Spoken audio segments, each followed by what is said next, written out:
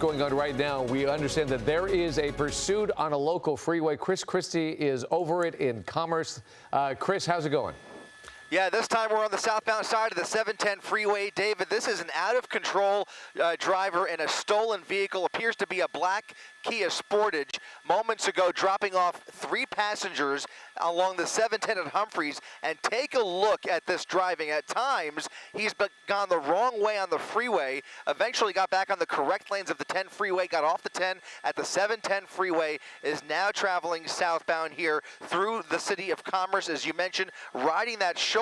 Despite all of that traffic, he's been weaving through, and let me tell you, traffic is pretty heavy. Now he's resorted back to that left shoulder. You can see LA County Sheriff with their Night Sun overhead. That's the airship that's following him on the from above, but it's CHP that is trying to take over this pursuit. Problem is, they're having a tough time catching up to him because of the dangerous driving that we're seeing here. Looks like he made contact with that wall just a second ago, but clearly a very agitated driver behind the wheel here after dropping off 3 other suspects just about a mile back from here, guys. One of the worst days you'd want to have a pursuit. It's never a good day, but today is one of the busiest travel days. Everyone getting out of town. So many thousands of people expected on the roads. As you mentioned, the freeway is jam-packed. And you said those 3 people he just dropped off. So do we think he's alone in the vehicle now? Can you give us any more information about that? Yeah. Not clear if there's anybody else left, but there is a search team back at Humphreys trying to find those 3 suspects. In the meantime, he is coming very close to this traffic, and if you take a close look at that front right tire, it looks like it's flat. It looks like it's going flat, and he is going to be in some trouble here. He's continuing to drive very fast and very erratically where traffic is very, very slow, and as far as I could see, as it has been all evening long, most of our major freeways looking just like this with very heavy traffic. As you mentioned, one of the busiest travel days of the year heading into the Thanksgiving weekend, and you can see that is very evident this evening right here on the southbound side of the 710. At one point, he did get off the freeway just for a very short time, but I have a feeling if this traffic continues, he will be motivated to get off the freeway once again, and that might be why he's moved over to the right lane, probably looking for an opportunity here to get off. We'll see what happens here. He does have an exit coming up in about a half a mile from here. As we make our way through Florence, you can see he's continuing to ride that right shoulder, just keeping up with traffic here, but still coming really, really close to some of these other cars and even splitting lanes where he sees an opportunity. I think he still has his hazard lights on, or at least he did at one point. Now it looks like he might be, I think they're still on. Yeah, he's just trying to weave his way through here. And again, I get a strong feeling that he's looking for an opportunity to get off here and maybe even dump the vehicle. Yeah, especially with that tread. It's not going to last very much longer. It definitely looks flat. And as we've seen in the past, when you're driving one of these flat tires at a higher rate of speed, the tread will start to fall off. And then, you know, we've seen that a lot lately where sparks will fly and there's the maneuverability will go away. So this guy now, he can't go very fast, thankfully, but he is aggressively weaving through the traffic. And back on to what Giovanna said, in the last few years, until COVID or so, Tuesday was becoming the busier getaway day than Wednesday, where we really saw freeways start to stack up. I guess Chrissy would probably know more about that than anybody. Yeah, absolutely. And I can tell you already this year appears much busier than the last 2 years that we've experienced during the pandemic. You could tell a lot more volume on all of the major freeways, lots of brake lights, just like this guy is encountering right now. And once again, very peculiar. It looks like he's moving through. He has that shoulder to play with if he just wanted to, you know, ride it as long as he can, as fast as he can. But he seems to be intentionally blending in with traffic, maybe trying to lose the police, or he's obviously very aware of that night sun that's shining the light on him there. So it's obvious that he's not going to get too lost here, but again, moving all the way over to that left lane for really what is just, I mean, I can't imagine why he's doing that other than to play games with the officers in tow here. In any event, he is on borrowed time. As you mentioned, David, does appear that that right tire is struggling, and we may very well start to see some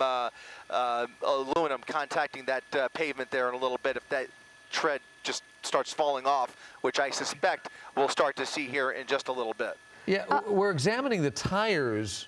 Maybe it's just me. It may not be flat because he is maneuvering pretty well, but the back passenger side tire looks a little flat to me, but that just may be because it's dark. Yeah, we had a clear angle just before the sun went down, as it does right now as we speak. It's literally, we're losing daylight by the second here, and you can tell much darker, a little bit difficult to see, but it looked like that front right tire was a little wobbly. It could be just an optical illusion, but it looked like it was starting to go flat. In any event, we don't know how it would have gone flat. No indication that they've even tried a spike strip yet or how it would have been damaged. But look at, once again, splitting lanes at the exit ramp there. That's going to be Firestone Boulevard.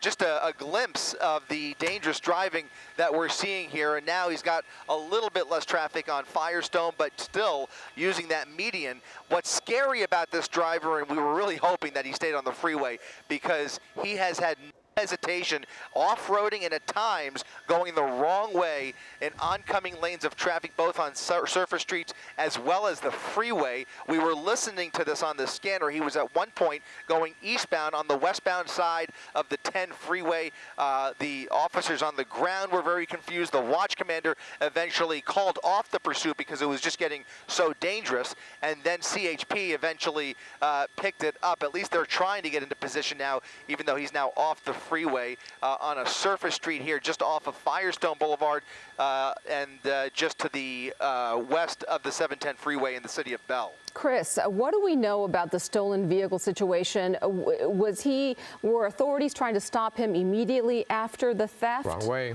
Or they just, do you know anything about that?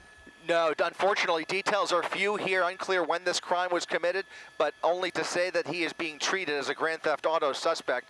And you saw just a moment ago using those eastbound lanes to get across that intersection, and now on the correct side of the road, back on Firestone Boulevard.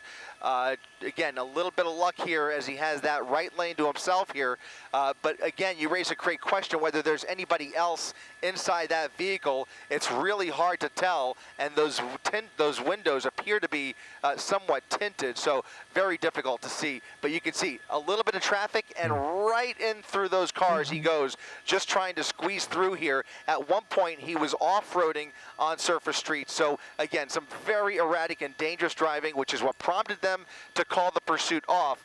But at this rate, you may very well see a more aggressive tactic if he starts making contact with some of these other motorists who are just trying to get home on a holiday week here. Again, he's traveling along the westbound side of Firestone Boulevard, coming up on Bowers Avenue, and you can see he's really desperate. Almost looks like he's looking to get on that sidewalk there, but any space in between these cars. Look at him. This is a 3-lane road, and he's using all 3 lanes, not going anywhere quickly because there's just so much traffic, but still just trying to weave through every inch of asphalt that he can get across here. He's just trying to blend in and trying to outrun those officers behind him, although I have to say, I'm not sure whether there was anybody that was able to get off the freeway in terms of law enforcement. So the question's going to become here whether they're able to catch up with him in this traffic, which, by the way, when you're seeing this kind of traffic on the ground, it's just as difficult for those law enforcement officers, even with their lights and sirens on, very difficult to catch up with him.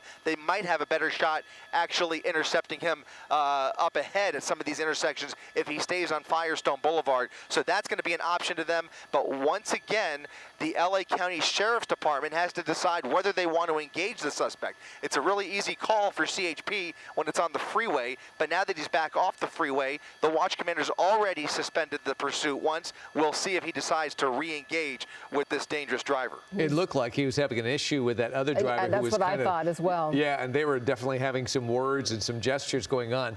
Because there's no law enforcement behind him, people are oblivious to the fact that we're actually watching a pursuit underway. So when he gets into words with other drivers out there, they think he's just a rude driver, but this could be much more dangerous than that. And I think he is definitely getting in. This stickiness that he is in is exceptional because we are, one of the worst getaway days of the year going on right now. And it makes me wonder, what if he turned back onto the freeway and then this thing went down, and they're able to apprehend him on the freeway, but they're going to have to shut the whole freeway down on a day like today. Yeah, and that could be a real disaster. No, all of this. Can't even imagine. No, and he is not quitting. That is for sure. He is determined to get away. Unbelievable how he's driving right now. I will say, though, I spoke to some law enforcement experts who mentioned to me recently that the chopper lights from the law enforcement chopper illuminating onto the road is actually a good thing for the people on the commuters on the road, the motorists, because it lets them know that something's going on. So that is a good, at least it's a sign to the people on the road that there is, some police activity in the area that they're in. Yeah, I don't see that light going on right. Oh, there it is. Yeah. So it is, the night sun is present there, Chris. Yeah, the night sun's back on them. It's a very tree-covered road, and those night suns, by the way, are a little bit of a challenge to control. We have one up here in Air 7 HD that we use from time to time on various stories. Look at him squeezing through here, playing with inches, almost hitting that mirror between those parked cars and that westbound traffic. Really, really desperate to squeeze through here, and that's without anybody behind him. But that night sun is in operation. Again, it is a challenge, especially the faster the pursuit is. You can see he's now getting off of Firestone Boulevard onto Otis Street. As we peer through that front windshield, it appears that he's alone, at least in the front. So nobody in that passenger side, doing about 45, 50 miles per hour off of Otis Street, coming up on Ardmore, some more traffic, getting around it on the oncoming lanes of traffic over the double yellow lines. Again, going the wrong way, going north on the southbound side of that surface street, now turning onto Independence at a high rate of speed here and squeezing around this two-lane road.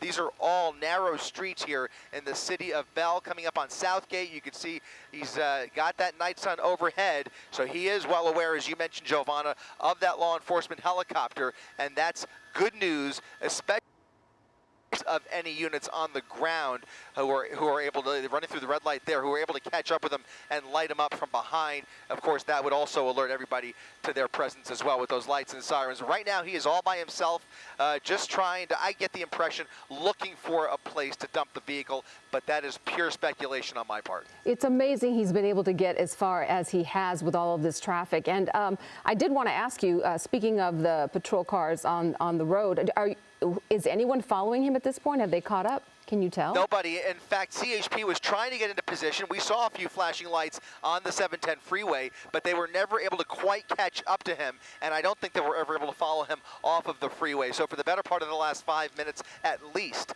he is basically by himself. The only law enforcement out here is that helicopter. So they won't lose sight of him, especially as long as he's in the vehicle. Now, if he jumps out of the vehicle and tries to hide out, that's going to be his best opportunity to lose law enforcement. Here he goes into the front yard, up on the curb, on the sidewalk, hitting the front yard of this house, and I don't see, push in, I don't think he jumped out. He did jump out. Wow, that was fast. He was quick. Could he have gotten out the other side, maybe? Maybe he must have. He must have jumped the other side and let it roll. Yes, and now we're going through a neighborhood. He's looking for another car or possibly a house to break into here, jumping over a fence. And you saw how fast he was running. Yep. I mean, we saw this, not to cut you off, but we saw a similar situation, 2 weeks ago when the guy ran into a home and took someone else's truck? Can you see him, Chris? Because we cannot. He's in between the homes in the backyard of a home along Elizabeth Avenue. There he is. Yeah, there you go. You see him in a backyard shed there. So dark. And it looks like he's fixing to jump another fence. Yeah, he's jumping a concrete wall and now into a different neighbor's backyard. And now they will have to form a perimeter here to prevent him from getting out of this containment zone. That's going to take time, and it may be too late by the time they get units in position here, but it's all up to the Southgate Police Department now and potentially LAPD. He just got into the house. Did he get into a house? He did. Yeah, he got into the house. Into the front. Yeah, he went to the front of that house. There's an awning there, it looks like, and we saw him go through that window, or it's either a window or a door. Yeah. He's not good news. No. Not good news. You pray and hope that nobody is home. But there are lights. Otherwise, we run into another desperate house. situation. Yeah. It does look like the lights are on. We're going to look for any sign of him coming out the other side of the house. But again, this is right along Virginia and Liberty Boulevard is the closest cross street that we can see here. We'll see if any flashing lights start to pull into this area. So look for those blue and red police lights to start forming a perimeter here. That's going to be the best hope. Looks like a backyard light, maybe an automatic sensor going off in the backyard there if he's made his way through. Oh, yeah. So if that's not the sun gun, that's the night sun, that is the he might be trying to steal that bike. Is that him? But you see, No. Okay. no, That's Those a are the neighbor. That's a neighbor. neighbors. That's a neighbor. Okay.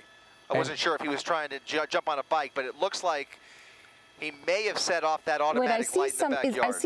Is that someone? It's no, hard to. no, it's not. shadows. It's a shadow. It's hard to tell sometimes. It's very dark. I can only hope that I wonder there's if no those one in that neighbors house. have any idea Here what they is come. happening. CHP pulling in. CHP pulling in along Virginia Avenue. You see that night sun still on that house, and they, I believe, that's the LA County Sheriff's Department. I think they have the infrared in that helicopter, so they would be able to pick up any heat signatures if they do. And right now they still have that light squarely on that home right there on the backyard, actually, between those two buildings. So we'll see. It looks like that light just went off, and that leads me to believe it was indeed an automatic light that he set off. So we'll see if he's just hiding out in that backyard or is able to jump around and blend in here and hide out. But this is going to be swarmed with police officers here in the next couple of minutes. So frightening. It is just so frightening to think there might be children in there. You just never know. There they are. There's a child. Was that a child? Is that? Is that a man and a woman? Two people. A man and a woman running out of their home into the building where we think we saw him run into. Uh-oh. Uh-oh.